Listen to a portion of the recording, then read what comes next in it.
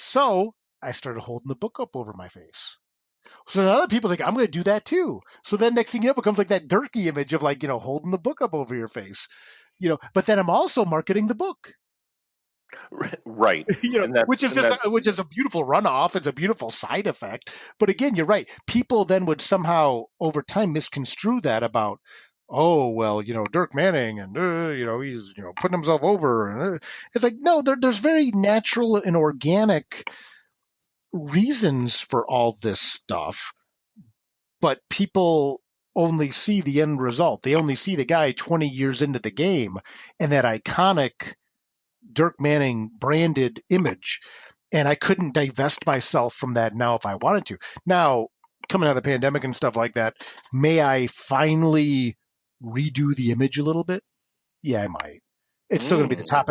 It's still going to be, I mean, like on my banner. I don't know. I'm torn. Yeah. I'll tell you what, Jan Apple did an amazing job on that Buried But Not Dead cover, with the blue, with the, and like, maybe I'll do a new banner. But I love that white banner with the black, but I don't know. We'll see. Maybe it's time just to, after 20 years, just to tweak it a little, But yeah, it's branding and it's building that brand and it's recognizing that this is business. This is a business. Our relationships are, are like you said, there is a business to it. But here's the other part of it too. How you talk about interacting with people, how you interact with people. People at a comic book convention like comics. Those are my people. Now, I love comics. I love the medium. And some of those people also like horror comics. Those are not just my people. Those are my tribe. And of course, I'm going to be grateful to anybody who ever checks out my stuff. And like you said, sometimes that can be a detriment. Sometimes, people have different levels of expectation or different levels of investment and things like that. And it's funny because especially when you write a book like Right or Wrong, people know me more than I know them. If that makes sense. No, of course. It's just ratio. I mean, it's Right. simple math. Yeah. Right. And it's not that I don't want to know you better, but they've read my life story, so they come up and they have that connection and that attachment, whether it be to the brand as a fan or to be personally from watching my live streams and things like that. And I'm very fortunate. I've got to develop, friendships and relationships with a lot of people who I first met through them reading my stuff. And like I said, the Friends of Dirk Manning Sport Group, I'm so grateful for that. But to me, it's never about monetizing these people. That sounds No. Sounds gross. I know it sounds gross, but what people need to understand is it's a happy side effect of doing the right thing. Right. If it happens, awesome. Right. And there's people that come see me at conventions or interface with me online, never bought a thing from me. I like them just as much as the people that buy my stuff. Absolutely cool, right. Man. And look, I liken it. If this helps the folks out there to understand a little bit better, I liken this to, look, I sell things for a living. It's what I do. But when I go into a sales call or I'm talking to a company, it's never the overwhelming point of any time I go into a call when I'm trying to sell something. It's never about selling the thing. You have to look at things altruistically in a genuine way, because people aren't stupid. If you're being disingenuous, they will see right the hell through it, and you'll never sell them a thing. However, if you approach things altruistically, and maybe I work for Reed Pop. I sell space at our conventions, right? If I talk to a company, a brand that wants to promote their product, I ask them about them and how they do it currently, and I see how I can help them. And I know a lot of people are rolling their eyes going, oh yeah, help them out of their money, right? Well, no, I have a product that's going to help them. Right. So I'll help you turn your money into money. It is a yes. And I will say this to very many people that I talk to on a daily and weekly basis. If you don't make money coming to this show, if you leave and you lost money, you shouldn't be doing this show. There's just no reason for it. Everybody should win. That's the point. That's Everybody wins. exactly.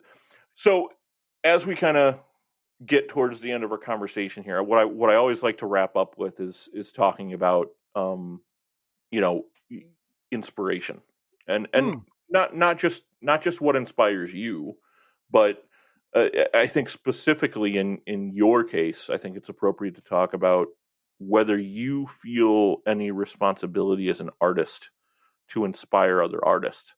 Is it hmm. is it is it is it all about the reader, or is it, like most things, somewhere kind of in between? Mm, interesting. We talked earlier about the fact that my purpose in writing Right or Wrong was to help other people that want to make comics be able to make comics. But the work itself, like Nightmare World and Tales of Mystery and Hope and Haunted, gosh, I, ooh, again, that's a couple of times you've asked me something that's never been asked before. Um, I've never really thought about it that way. I guess my knee-jerk reaction would be to say no. Only that I just want to contribute the best work that I can contribute to the medium, to the tapestry of comics. You know, um, it's funny again going back to the ego thing earlier. I've been nominated for more awards than anybody will ever know. I don't advertise that usually because it, it, it, there's a lot of level. It's popularity contests, things like that. Now there's some I promote very heavily. When Twisted Haunted Highlands was nominated for 3 Ringo Awards, I put that on blast, brother. Because one, it's the Ringo Awards, which is the second most prestigious award in comics. But Right. two, I also felt that really, really, really validated a book that I think a lot of people were sleeping on. Because of the connotations of and the misrepresentations of Twisted, and that books based on real people are vanity books and things like that. And I want people to know that Mariana Pescosta and Alessandro de Fornassari truly are amongst the most elite illustrators and colorists, respectively, in comics, and that their names being mentioned for the Ringos among the top artist and colorist, respectively, is well earned.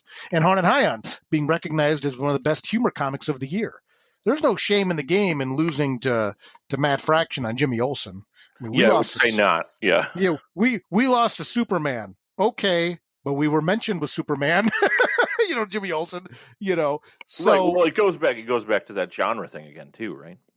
yeah. But being listed one of the best humor comics of the year, that's something that was very specific to me. I want to put it out there. But I bring this up in relation to your question because ultimately, again, to me, it's never a competition. It's never a situation where, I mean, if my work inspires people to do work, that's awesome. You know, there's a couple ways to automatically bring me to tears. And people that have seen me on social media and know that I am legitimately a crybaby about certain things. It's true. And not just ice cream falling on the ground, but rather people supporting my work to the point where it can happen. Even right now, I choke up a bit talking about it. But the other way is, and especially with Right or Wrong, in very limited times with other books, it's mainly Right or Wrong. People come up to me and say, oh, God, I'm trying not to cry saying this. I read Right or Wrong last year. I had a conversation with you, or I was in your panel last year. And this year I'm back, and here's my comic. Sorry, damn it. And I have a shelf in my office. Now I lied. It was a shelf. Now it's a box. I have a box in my office, a comic box, a long box. It's one of my favorite long boxes. And it's the books that people have given me that they made because I helped inspire them to make it. And that's so cool, man. But the actual comics I make themselves, I've never framed it in that context. I just want to make really cool books with really talented artists. I and make a cool product first. If we can make some profit, awesome. But then make that profit so we can make more cool books. and just contribute cool, just put stuff out there that people will enjoy and reread. So I guess ultimately it's more about the readers, I guess to answer your question. I want to create books that people will enjoy, be proud to have in their library, and ideally reread and share with their friends, and just I don't want to say anything like to be their favorite, but to be things they enjoy. And if something's their favorite, that's even cooler. That's really awesome. Those are my people, because I'm fans of what I write too, obviously. So yeah, I don't know if that kind of answers your question or not. Kind of a meandering answer. No, that's great. I'm glad I caught you off guard. That always makes for good radio. Yeah. No, tongue is a little in cheek, but seriously, like it means that I'm asking the right questions.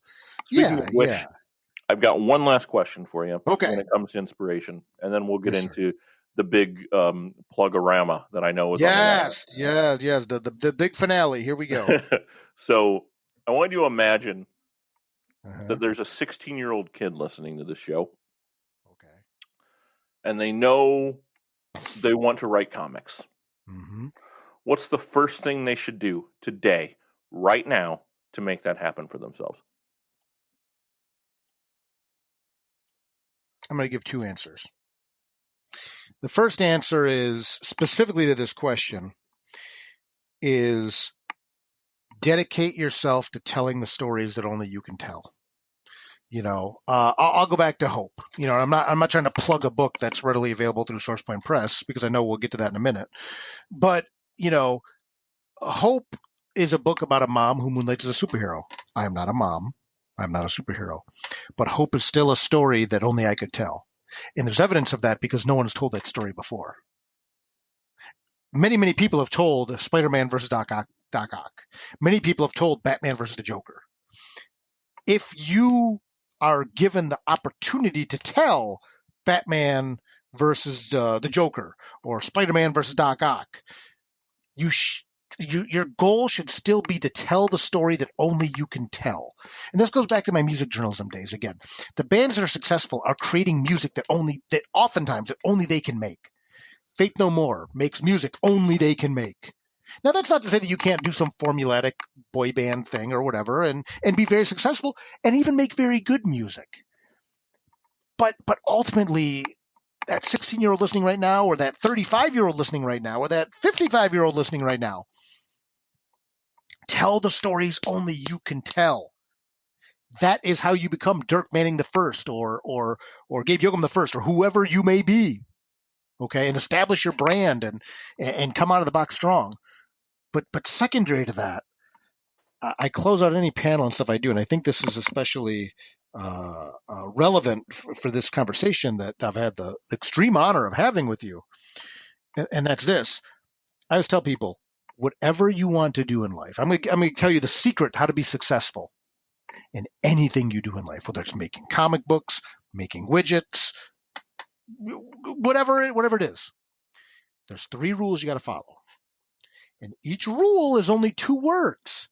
So if you follow these 6 words, Tradecraft listeners, you will be successful at anything you want to do. So here's the 3 rules, 2 words each. First rule, work hard. You will never, ever be successful at anything if you don't put in the effort, put in the time. You got to work hard. The second rule is be nice. People will be ugly. People will be malicious. People will be mean. People will be jerks, whether it's because they're a jerk or they're just because their ego is bruised. They just didn't have a Snickers that day. Whatever. It doesn't matter. Be nice. If you're a jerk to a jerk, now there's 2 jerks in the world. You've just doubled the problem. So you got to work hard. You got to be nice. The third thing, no excuses. Do not fall into the trap of making excuses of why something was not successful, why something did not go your way, why a bad thing happened, whatever it may be. You look at it, you analyze it, you own it, you take that accountability for it, and then you move forward. But if you work hard, you be nice, no excuses, I promise you,